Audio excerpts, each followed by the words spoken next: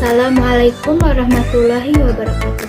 Halo semuanya, perkenalkan nama saya Aurelia Aniskurli Haifa dari Program Studi Bimbingan dan Konseling Universitas Muhammadiyah Profesor Dr. Hamka. Pada kesempatan kali ini saya akan mempresentasikan materi tentang tugas perkembangan siswa sekolah menengah pertama. Sebelum masuk ke materi, izinkan saya untuk menayangkan sekilas video sekitaran kampus dan menyampaikan sedikit tentang mengenai program studi bimbingan dan konseling.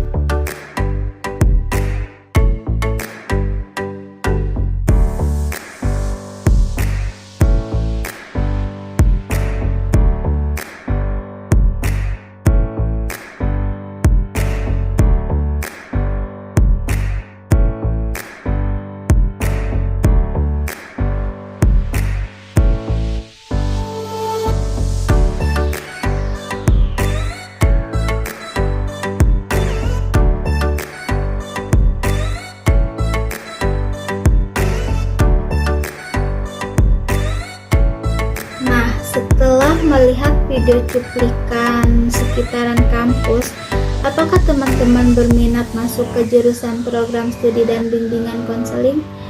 Jika teman-teman berminat, yuk bergabung bersama kami di program studi bimbingan dan konseling Universitas Muhammadiyah Profesor Dr. Hamka. Program studi bimbingan dan konseling Universitas Muhammadiyah Profesor Dr. Hamka merupakan salah satu prodi yang berkomitmen mencetak calon konselor profesional yang unggul, berkarakter, dan berlandasan nilai-nilai keislaman. Dengan lingkungan kampus yang nyaman, fasilitas yang mendukung, mahasiswa dibimbing untuk berkembang secara akademik maupun personal melalui layanan laboratorium BK serta kegiatan praktek lapangan. Mahasiswa dibekali keterampilan konseling dan pendampingan peserta didik secara nyata. Yuk bergabung bersama kami di program studi bimbingan konseling Universitas Muhammadiyah Profesor Dr. Hamka.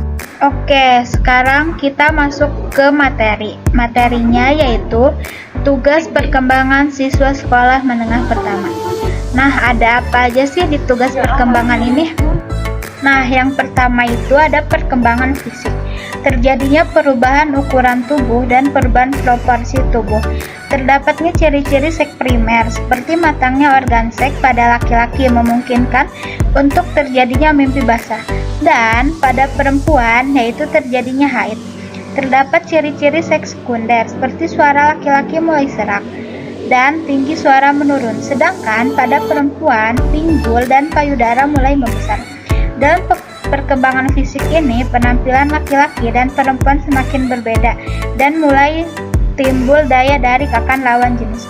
Contohnya nih, ada anak kelas 7 mulai ngalamin suara yang berubah jadi lebih berat, badan makin tinggi dan mulai mimpi basah. Sementara temannya yang perempuan mulai haid dan bentuk tubuhnya pelan-pelan berubah kayak pinggulnya semakin membesar. Nah, yang kedua ada perkembangan inteligensi. Mulai dapat berpikir secara abstrak dan hipotensi, sehingga dapat memperkirakan apa yang mungkin terjadi, dapat mengambil keputusan dan dapat menyelesaikan masalah yang dihadapi. Contohnya, waktu dikasih tugas buat prediksi cuaca minggu depan, seorang siswa bisa mikir pakai data yang ada, nyambung informasi, terus bikin kesimpulan. Ini nunjukin kalau cara berpikirnya udah mulai lebih logis dan abstrak. Yang selanjutnya ada perkembangan emosi. Mencapai kematangan emosional merupakan salah satu tugas perkembangan yang cukup sulit, karena masa remaja merupakan puncak emosional, perkembangan emosi yang tinggi. Selain itu, proses pencapaiannya juga sangat dipengaruhi oleh kondisi emosional. Contohnya, ada siswa yang gampang tersinggung kalau dinasehatin guru, tapi setelah dia tenang, dia bisa ngaku kalau sebenarnya dia salah. Ini tandanya emosinya sudah naik turun, tapi sudah mulai belajar mengontrol emosi. Nah, yang keempat ada selanjutnya ada perkembangan sosial. Pada masa remaja, perkembangan sosial kognision atau kemampuan untuk memahami orang lain. Pemahamannya ini mendorong remaja untuk menjalin persahabatan ataupun percintaan, pacaran. Perkembangan sosial dilakukan dalam 3 lingkungan, yaitu lingkungan keluarga, sekolah, dan masyarakat. Contohnya, siswa mulai lebih nyaman cerita ke teman daripada ke orang tuanya. Mulai juga tertarik kayak hubungan lebih dekat, kayak misalkan pacaran.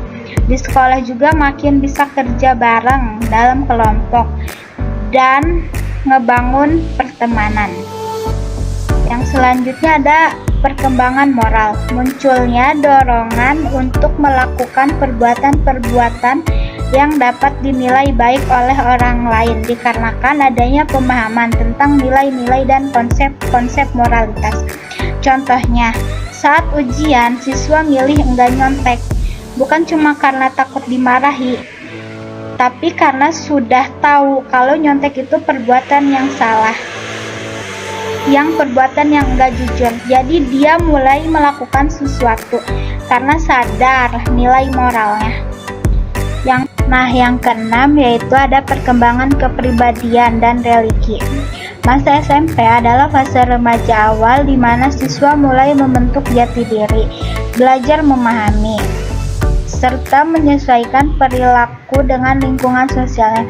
Pada usia ini, perkembangan kepribadian dipengaruhi oleh perubahan fisik, emosi, dan sosial. Dan perkembangan religi pada masa ini berkembang kesadaran atau keyakinan beragama serta munculnya kegoncangan dalam keagamaan, seperti terkadang rajin melakukan ibadah tetapi terkadang malas, was-was, dan cemas. Nah, contohnya yang perkembangan kepribadian yaitu seorang siswa mulai memilih kegiatan yang sesuai dengan minat dan kemampuannya. Misalnya bergabung dengan ekskul yang dianggap cocok. Ia juga belajar menyesuaikan diri dalam lingkungan sesuai dengan berusaha bersikap sopan dan menghargai pendapat teman dan mengendalikan emosinya saat menerima kritik. Nah, contoh yang perkembangan religi, kadang siswa rajin beribadah, tetapi pada waktu lain merasa malas atau ragu.